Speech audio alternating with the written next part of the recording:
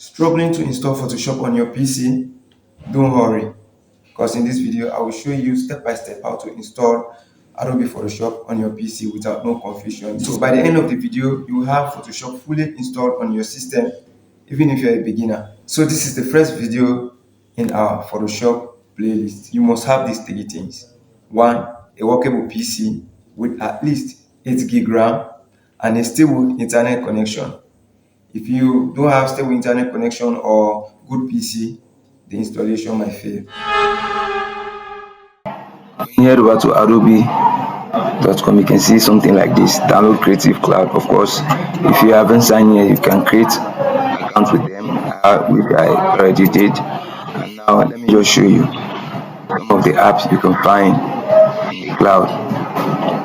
It also includes your Photoshop. So as you can see, these are the various packages you will see.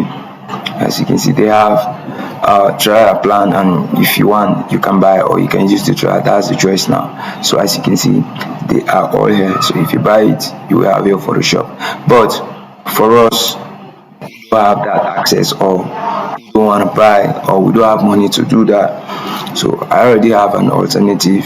So I'm gonna put my TikTok link here because I posted a video explaining how to download and all of these things.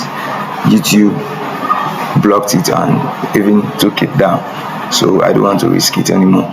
So if you want to see the video, go to my TikTok page and you will see it there. I'll put the link in the description. Okay, after you've downloaded your Adobe Photoshop, so let's get straight to the installation. But before we do that, it always comes with a zip folder. So to unzip it, I can, that's a whole video. So check this video here, you can see how to unzip your zip folders. So let's proceed with the installation. So as you can see, you can choose your language and location. So I recommend we leave it to default and start our installation. And you can see version 27.3.